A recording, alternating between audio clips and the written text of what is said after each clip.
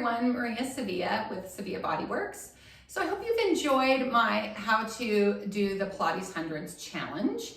And I have an extra credit week here where I'm going to use some props to add variations and make it a little bit more interesting as you get better at your hundreds. So what I have here is a small ball. I have these small weights, so 2-pound weights. You could definitely go heavier if you'd like. I have a medium resistant band, long, cut very long. And then I also have our more traditional Pilates hoop, or sometimes known as the Ring of Fire. So this is what I'm gonna start with today. All right, set that there. Okay, so we have the Pilates hoop, and I'm gonna show you what we could do with our upper body and then what we could do with our lower body with it. There's quite a few things here. So I'm gonna start in my traditional position, my traditional first week position, which is the feet down and the knees bent. And we can lift our head up and then reach that hoop up, just try to reach it above the knees and holding it here. So for our inhaling and exhaling, we would just squeeze the hoop for 5 and exhale for 5 and squeeze for 5 and exhale for 5.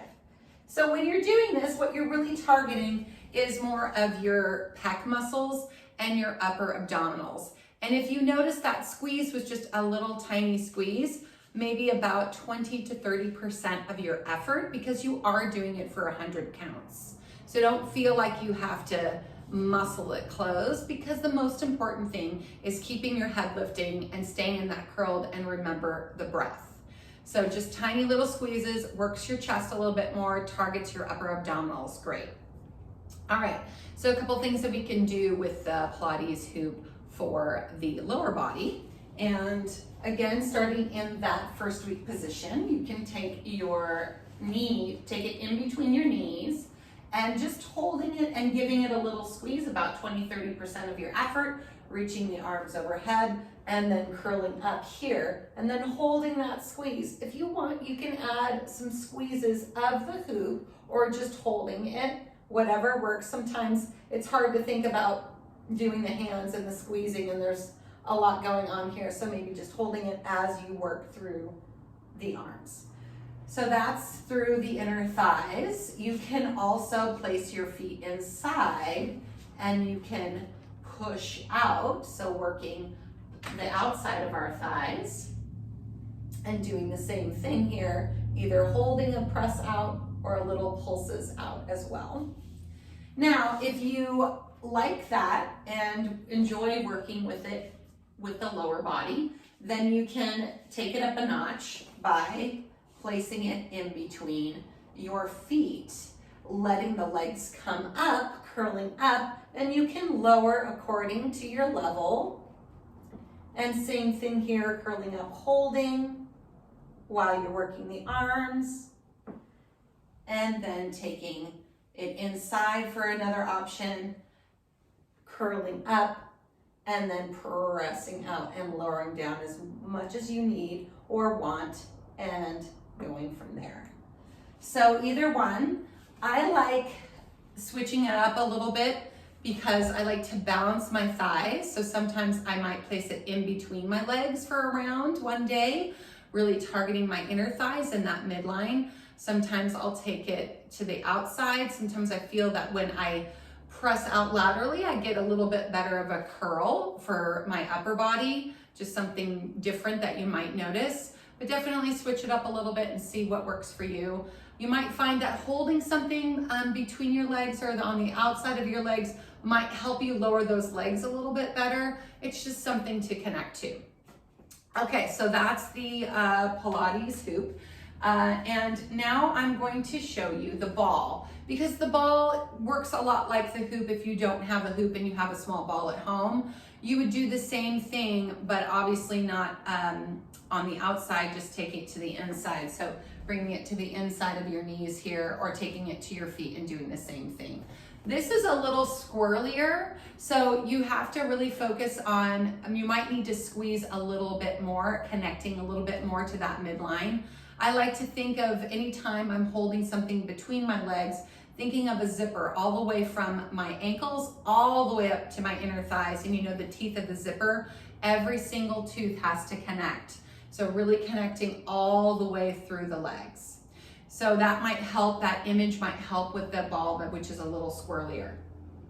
All right, so moving on, I am going to next go to the weights. So the weights I usually just use for the upper body, and we'll start in that first position. Your feet are down. When you curl up, you're going to reach the arms, and you want to really reach past the hips. So this adds a heavy lever to the upper body and the arms. We would inhale for 5 here and exhale for 5 here. You can do the whole set with the palms down. You can do the whole set with the palms up. Or what I like to do is a little switch. So I might 10 here and then 10 here. So inhaling and exhaling, palms down, and then inhaling and exhaling, palms up. So I do want to mention, if you are a person who has a hard time really pulling those shoulders into the sockets, keeping those collarbones wide, and not stressing your shoulders, if you know that you tend to go into your neck and shoulders, I would stay away from the weights, honestly. Just work with some of the other props. Even though these are 2 pounds, you are holding them for 100 counts. And people that have rotator cuff issues or even overuse their biceps and their pec muscles, I would just say maybe not use the weights for that. But if you don't, this is another great challenge. Works the chest, works the biceps, adds a little bit more weight to your curl to curl up, which is nice. So you feel, again, the upper abdominals a little bit more. And so another little prop there for the weights. Okay, so lastly is the band. Now I like to have my bands cut long. I think this is a little bit over 5 feet, maybe 6. I usually measure them by standing and then making sure it's just a little bit higher than my head. I'm about 5'10", so maybe this is about 6 feet long. The reason why, as you'll see it when I show you some of the things that we can do with this.